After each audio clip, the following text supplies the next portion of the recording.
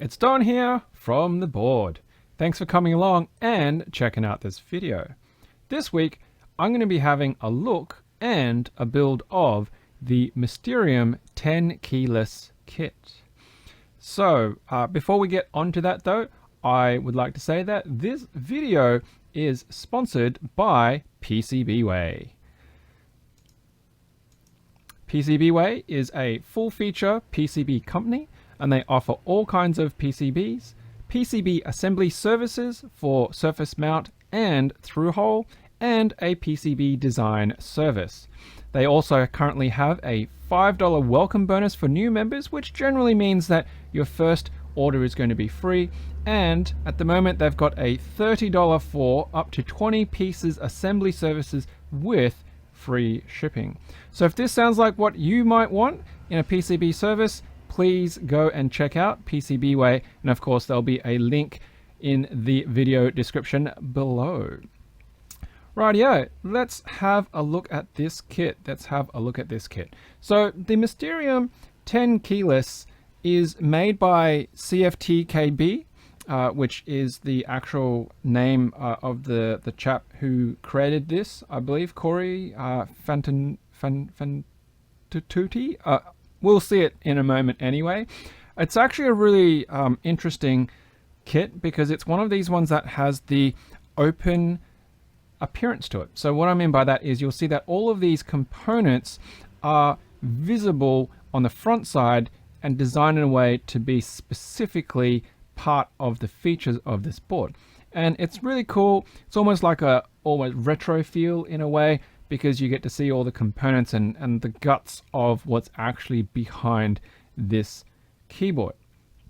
The kit itself, you can see, comes with a bunch of the FR4 fiberglass silicon wafer plates. There's actually a strip of foam, well, a layer of foam that comes included to dampen it. There's the top plate, bottom plate. It's got the standoffs, but you will need to put it together, right?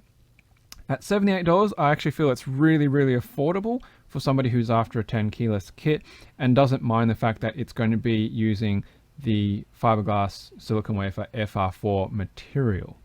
Now, this kit was actually brought over to me by somebody from the local community who was looking for a bit of assistance to build it, and I said I'd be more than happy to build it because it would give me an opportunity to check out the kit, build it, and give my thoughts on it, and that's what we're going to do. Now, on their website, they've actually got a build guide as well as some flashing guides. The build guide, I think, is really fantastic. I've already had a quick look at it before. It's quite comprehensive. It's 10 pages long. And as somebody who has an experience past in being a technical writer, they've laid it out really fantastically in showing the components, as well as really great pictures and text to match what they're describing as part of the process. So absolutely kudos to you guys over there at CFTKB on putting this together. I'm going to be trying to follow this, and hopefully I'm not going to have any issues with it. But if there are any issues, I'll try and keep that in mind, and I'll mention it in the follow-up to the actual build. So you can see there's the name. Sorry. Whoa, where is it gone? I've lost it. Cozy Fantuti. I apologize if I got that wrong, but yeah, pronunciation with these kinds of things, not so great at. So you can see very well detailed. They've even got things highlighted so you know where you have to be careful. There's the layer of foam that we're talking about, and it's ready to go. So let's switch over to the desktop cam now and have a look at the actual kit itself. And then, of course, following, I'll do a time lapse of the build and my thoughts with it. So here is the actual kit that was passed on to me by the local person who has this. They've got some Zelios that they want me to put into it. I just noticed there's like this one random, what looks to be a T1 switch in there. So I'll have to ask to make sure that's not meant to go into like the spacebar or somewhere special.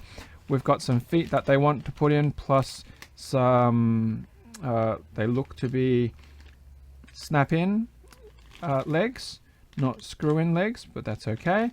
And here is the actual kit in a box, which is really, I mean, it looks really nice. It's printed. It's got the manufacturer on the front.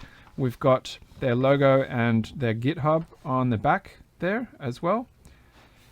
And you might be wondering what's up with the set and why it's only got a small number of keycaps here, not the whole set. It's because I asked specifically to be able to get the keycaps for the bottom row. With building anything that might have multiple layouts, I like to put keycaps on first so that I can ensure I use the right positioning in PCBs that have multiple layouts.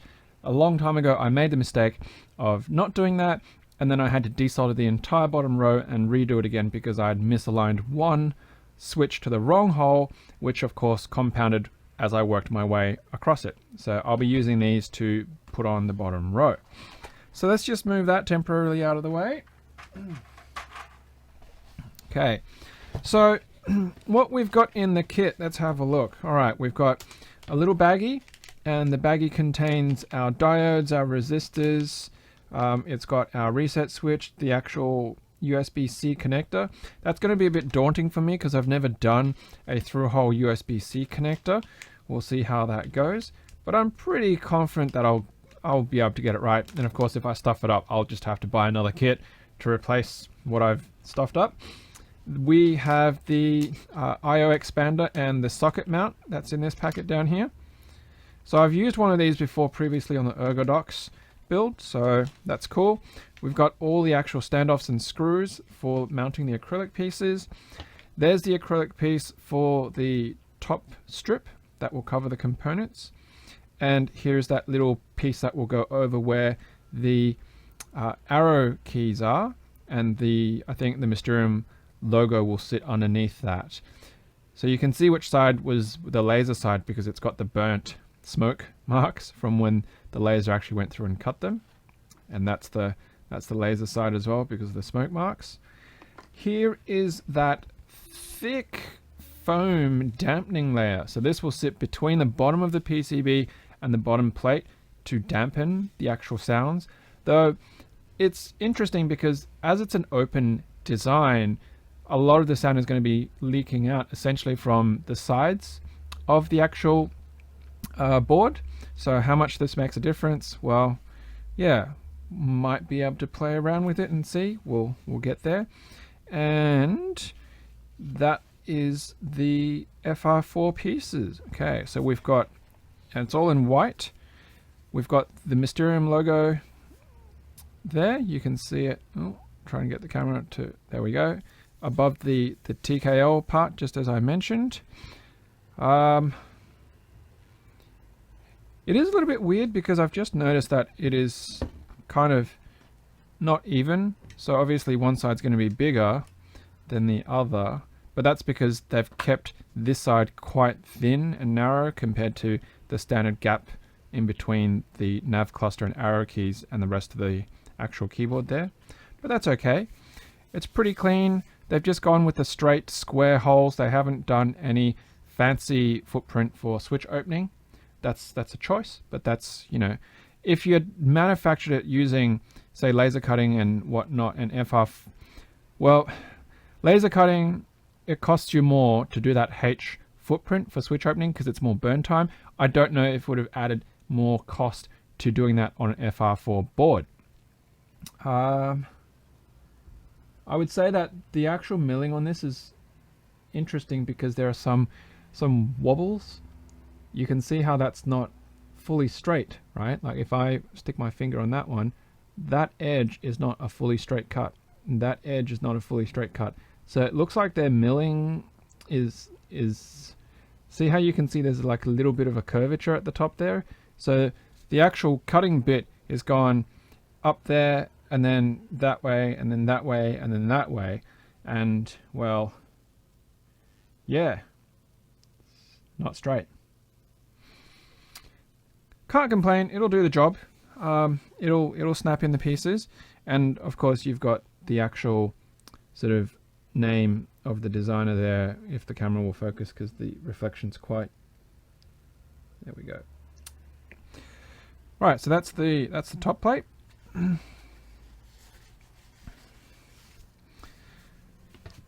put that on the top. And then we've got the actual PCB layer. Once again, we've got Mysterium. We've got the revision, so it says it's Rev 1. There we go. we've got this really nice gold masking, solder masking that sits across the top, and it's quite detailed because it does give you the direction of the diodes, as well as reset button, boot button, whatever that ISP is in ground. I guess that's probably, yeah, not quite sure what's up with that. And then there's your USB-C, the power, your crystal, your I/O pins. So it's really well laid out. I quite like that. And then if we flip to the back, it's blank. There's no extra art or silkscreen, but that's to be expected because it's not designed to be visible anyway, especially if you're going to have that foam piece sitting there. And you can see, you do have double holes on the bottom in some of these positions for layout options, which is why I kind of said, want to be sure of the right place. But that said, they've actually done really well here, and they've got the 125. Come on, focus is struggling today with the camera. I think the reflection is really. So they've got stepped, standard, and then down here it says 12515, and then even at the spacebar it tells you they've got the 625 and 7U. So I really like that. I think that's really fantastic. I haven't seen a lot of that on most boards. They just typically leave it blank. I might actually pinch that idea. Next one I do, if there is multiple layouts, then I might actually label it like that. Typically I do, but on the back, not on the front switch side. So, but I do it more so for key mapping purposes than switch placement. And then here is the bottom piece. So this is the bottom plate, and yeah, it's pretty blank, it's pretty clean, it's pretty clear, and oh, that's really nice. That's quite pretty. So what they've done on the back is they've put in a copper layer by the looks of it, and it actually says Mysterium, but it's completely masked with the silkscreen layer, with the solder mask, sorry. So instead of a silk screen on top like that would be there, it's actually hidden within as a copper layer, as a ground layer. I don't know what's the best way of describing that, but it's embossed, it's erased, so you can run your fingers across it and you can feel it. So that's actually really nifty. That's really, really cool. I like that. I like that. So there you go. That's the whole kit. There's nothing else in the box. It should be fairly straightforward, and yeah, we'll get on to building that shortly, and you'll see the time lapse of that, and we'll come back with my thoughts on putting together this Mysterium kit. I'm going to put these actually in component order, I think. So the foam will go there, and then jiggle that back in. That's the PCB, then the plate, and then those bits there. That way it won't scuff that up if I put it on that side. There you go. So fits quite neatly into this box. Well designed packaging, looks pretty cool. Yeah, so hopefully what you'll see following this is going to be the time lapse of me putting it together, and then we'll come back for some thoughts, experiences, making maybe a little bit of a sound sample, only because I'm not going to put keycaps on the rest of the keyboard. It'll just be the ones that I have to work with. Rightio. Well, we'll be back in a tick.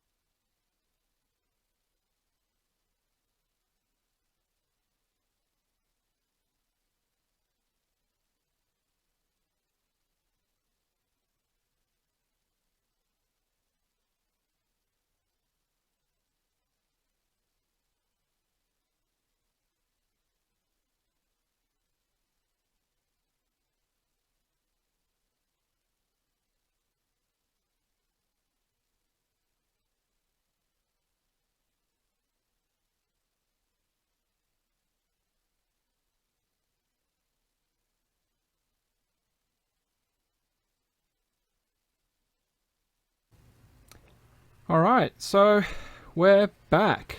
As you can see from the time lapse, the build is complete, and here it is in all of its mystery, glory. Now, one of the things that I guess we have to be conscious of is that I actually don't have any isopropyl, so there is actually flux that's visible here. The owner of this board obviously can take the acrylic. Oh, I keep hitting the microphone, my apologies. The owner of this board can take the acrylic clear shield off and just get around with a Q-tip and clean it up with some isopropyl. It's just something that I don't normally have because this is the first time I've actually built a board that has the exposed components. So there's, some flux that's obviously very visible that you can sort of see around the components. It took me 3 hours and 40 minutes from start to finish to actually build this. Now that, I don't know if that's quite long or not, but I was going quite methodically as far as the way that I work. Some of the time inefficiencies, I guess, for me was that the diode footprint is smaller than the standard size that I use when I design and build boards. So you would have seen the little red tool that I pulled out at the start to try and bend the diodes, because it's quite quick to do that with my little diode bending tool. But the actual width of that is wider than this. There are multiple different footprints available for diodes, and these footprints actually require you to bend the diodes quite tightly, radius wise, against the actual body of the diode. I don't have a problem with that. It just meant that I was bending them one by hand, and that took quite a lot of time. The first couple aren't very good because I tried to do it on, the edge of the table trick where you line it up and bend it. And in the end, I just did them one by one because it was actually cleaner to do that. The rest of the component build was pretty straightforward. There wasn't really any major surprises. You would have seen that I sort of did my usual going and retouching all of the solder points front and then adding extra solder at the back for when it didn't wick all the way through. That's just my idiosyncrasies on how I build boards and sort of give it a secure build.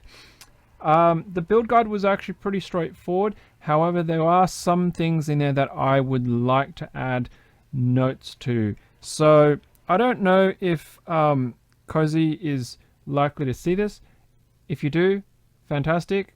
Great build, very interesting to build, but some additional notes and clarification. So we're just going to zip to the points that I'm talking about here.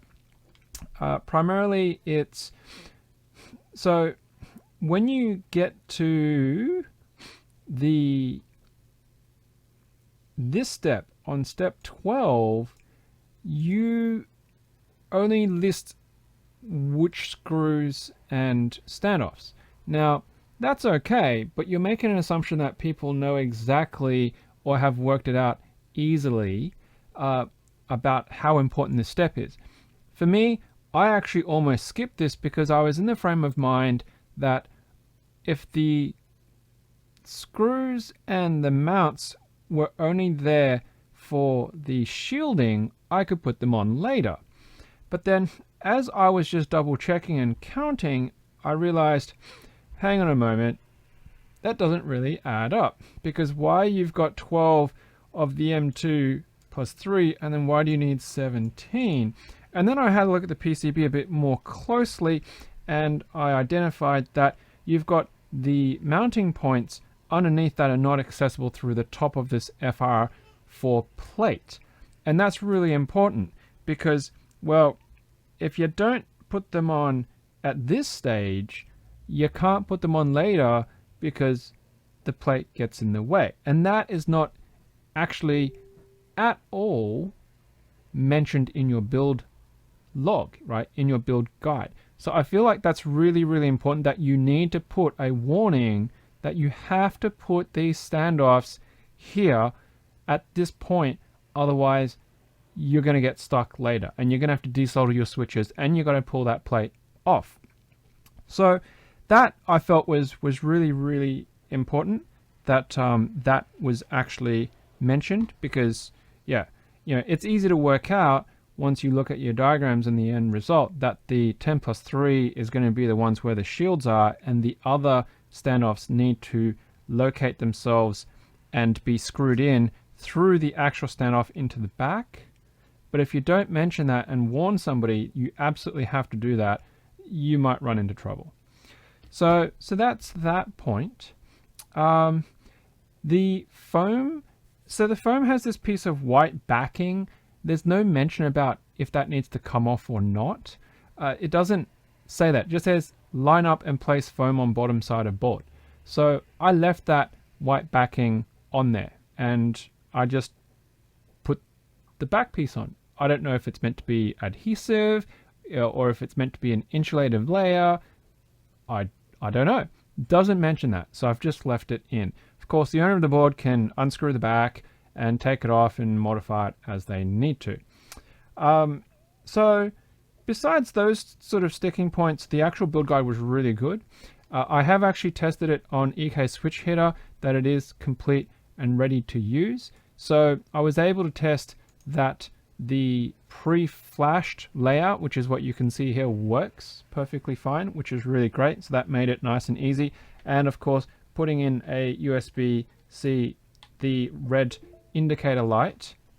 So you may have just heard that, but the red power light there at least shows up that it is ready to go. So that's really cool, really fantastic. Other than that, my only complaint, and I don't know if this is a manufacturing thing or if it's a tolerance thing or if it's a switch related thing, you would have seen that I actually punched in a whole bunch of switches into the plate and then I lined it up to the PCB and then pushed it through. And the reason is the cutouts on this FR4 plate is so tight that it actually causes the plate to flex in. These Zelio switches were not snapping in to the actual plate like a aluminium plate would be, kind of thing. And it actually made it really hard because I was getting this bowing effect in the middle where I couldn't actually pull it up. And I was using my poor switch puller tool here and I was bending the buggery out of it as well because I was actually grabbing on between sections to hold it in place while I tried to snap the switches in. But once I mounted a bunch around, they sort of stabilized it a bit so I could put in other switches which allowed it to be a bit firmer so that they actually put through into the plate and sit flush against the plate and not be sort of half snapped in. Now I'm going to guess that over time, you know, vibrations and typing on the board and stuff like that will actually cause it to jiggle around and rub and wear, and they'll probably settle and snap in okay, but that's just something to be aware of. I don't know if it's simply this specific one had these issues with the wonky cutout that I talked about in the first part, as well as you know, me having difficulties actually getting the switches through it. The only other observation that I kind of want to make was that the pads on this are really small. Let me just see if I can find... That's not a very good example, that one. Okay, so I feel like the amount of pad material around the actual pins, it just felt really small. I don't know if that's the case, but it could just be because of the white and the gold. It felt like the ring size and the width around it was quite small. It was a little bit daunting for me to solder, and so that's why I was trying to work a bit faster, because if there's not as much metal, it heats up a lot faster, right? And then you do run the risk potentially of lifting pads easier. So I did sort of go through, but then I went back and reheated them slightly just to make sure that they had good flow and contact. And of course, because I've plugged it in and I've tested it, I know that it actually works. So overall, it was fun, a little bit lengthy. It looks really great. I mean, you know, it's very clean, and I can imagine once it's actually got a full set of keycaps on it, it should be awesome. I've put a bit of lube on the actual space bars. Oh, hello, Daddy's just recording at the moment, okay? And you know, I've put in the 7U and the 1.51, 1.5 as requested by the person who this keyboard belongs to, and I lined it up and it all went in really well. But having the actual markings on the PCB really helped. So I think that's a fantastic way to design. Yeah, so there's the Mysterium kit. I think, what was it, $78 for the base kit, and then plus your own aluminium feet, plus your switches, plus your keycap. Lots of fun. Front profile, that's what it looks like on the back. So you can see that Mysterium raised embossing. This has got the aluminium feet option put on it, and then from the front you can see that really thick sort of foam layer that I'm talking about. It actually fills that gap all the way in it, and the camera's struggling to focus well. Probably too many objects in its plane. Okay, there you go. So you can see it fully fills that up. Now what I'm going to do is I'm going to put the microphone a bit closer down, and then we can just hear what it sounds like without the keycaps and with the keycaps, and then I'll swivel it around so it's a little bit more representative of what you might hear because of how far you're actually sitting away from the keyboard. Okay.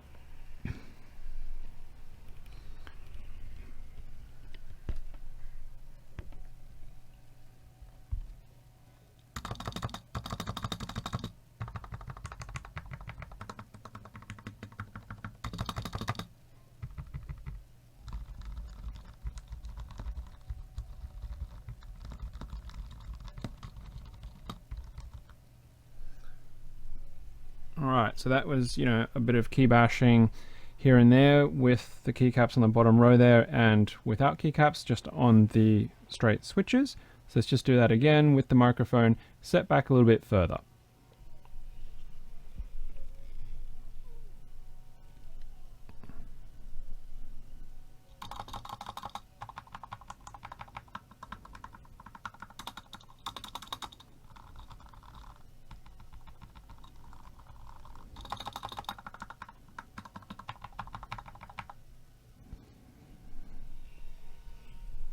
I don't know if that makes a lot of difference, whether you can hear that or not, but you know, without any comparison also to if you didn't put in the foam layer, what that sounds like. I'm not going to take it apart to pull that foam layer off. Doing all those screws was a real pain, and I don't want to do that again. So there you go, there you have it, Mysterium kit. Pretty cool, lots of fun. So if you want to get one of these, head over to cftkb.com, or hit them up in the various you know, social media channels and things like that, wherever you can find them, and get building. Well, thanks very much for checking out the video. Thank you very much to the owner of this board for letting me actually build it and play around and sort of experience this board. If you like this video, of course, please hit that like button. If you're not subscribed to this channel, we'd love and appreciate if you hit that subscribe button. And of course, as usual, until next time, happy clacking.